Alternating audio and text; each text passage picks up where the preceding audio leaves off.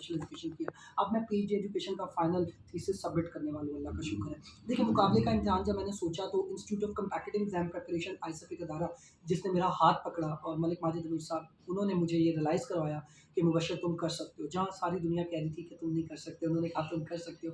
تو سب سے مخلص میری زندگی میں یہ انسان جس نے مجھے اس قابل کیا, اور آج اللہ کا شکر ہے آپ کے سامنے کامیاب. میں نے پنجاب پبلک سروس کمیشن کا پروونشل مینجمنٹ سروسز PMS کا کمبائنڈ کمپیٹیٹیو ایگزام دیتے ہوئے اللہ کا شکر ہے ایلوکیشن حاصل کی, اور پاکستان کی تاریخ میں پہلا نابینا اسسٹنٹ کمشنر ہوں جو فیلڈ اپوائنٹ ہوا, کیونکہ اس سے پہلے CSS کر کے لوگ جو ہے وہ فارن سروس تک اپوائنٹ ہوئے تھے یا ڈفرینٹ گروپس میں, لیکن کوئی بھی ایڈمنسٹریٹو پوسٹ پہ اپوائنٹ نہیں ہوا تھا. So I am the first visually impaired blind person to be allocated on an administrative post. جی میرے فادر مدر کا فرسٹ کزن میرج, اور ڈاکٹرس کے مطابق یہ ایک موروثی بیماری ہے جسے ریٹینائٹس پگمنٹوسا کہتے ہیں, اور اس میں پروگریسو آئی لاس ہوتا ہے. بچپن میں ہم سب بہن بھائیوں کو اندر آتا تھا, ہمیں رات کو نظر نہیں آتا تھا, اور وقت کے ساتھ ساتھ ہماری دن کی نظر بھی جاتی گئی اور بتدریج گر گئی, اور ایک وقت آیا جب میری ویژول ایکوٹی صرف 10% رہ گئی, اور اس وقت صرف میں روشنی اندھیرے کا فرق محسوس کر سکتا ہوں. اور ہم تمام بہن بھائی اسی طرح وقت کے ساتھ نابینا ہوئے. میرے والد کی جتنی اپروچ تھی, جتنی ان کی استطاعت تھی, اس سے بڑھ کے انہوں نے ہمارے علاج کی کوشش کی, لیکن ڈاکٹرس کے مطابق اس موروثی بیماری کا ابھی تک ان کے پاس کوئی علاج نہیں. جی میں نے 1 سال تیاری کی آئیسف institute of competitive exam preparation CSS PMS میں, جس ادارے میں آج اللہ کا شکر ہے میں پڑھا رہا ہوں. انہی نشستوں پہ بیٹھ کے میں نے کبھی پڑھا تھا, اور میں نے 1 سال انہوں نے میری پہلے 3 ماہ میں فاؤنڈیشن بلڈ اپ کی, 3 ماہ کمپلسری, 3 ماہ آپشنل, اور پھر انہوں نے میرا ریویژن کروا کے موک لیا, اور اس کے بعد انہوں نے کہا کہ اب تم کر سکتے ہو. میری فرسٹ اٹیمپٹ پہ اللہ کا شکر ہے PMS کی ایلوکیشن ہو گئی.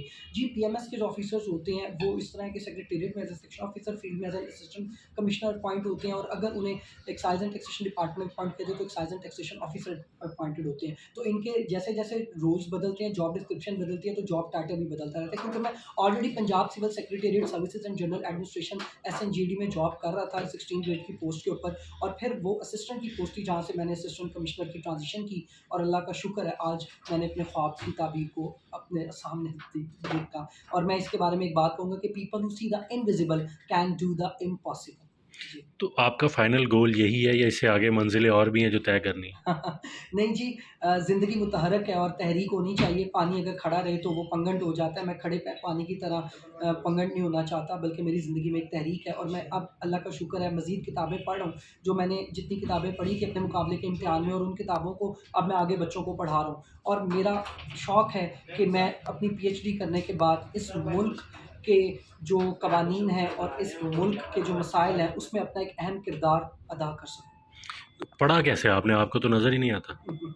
جی بالکل, جو نابینا لوگ ہیں وہ ان کے اسپیشل سافٹ ویئرز ہوتے ہیں, اسکرین ریڈر سافٹ ویئرز. اس وقت میرے لیپ ٹاپ کے اندر 4000 کتابیں ہیں جو کہ اسکین کر کے میں نے رکھی ہوئی ہیں. مجھے اس ادارے کے اندر بھی بہت سی کتابیں جو FPS ریکمینڈیڈ بکس ہوتی تھی وہ ساری اسکین کر کے, اور PDF فارمیٹ میں ملتی تھی, نوٹس بھی دیتے تھے جو کہ میں اپنے اسپیشل سافٹ ویئرز کے تھرو پڑھتا تھا, اسکرین ریڈر سافٹ ویئرز. اس میں ایک جاز ہے, job access with speech and non visual desktop access NVDA, اور وہ میں سن کے کرتا تھا. جو کام آپ دیکھ کے کرتے ہیں میں اسے سن کے کرتا ہوں. تو نوجوانوں کو کیا کہیں گے جو لوگ وسائل اور تمام زندگی کی نعمتیں ہونے کے باوجود مایوسی کا شکار ہیں, ان کے لیے کیا میسیج رہیں گے؟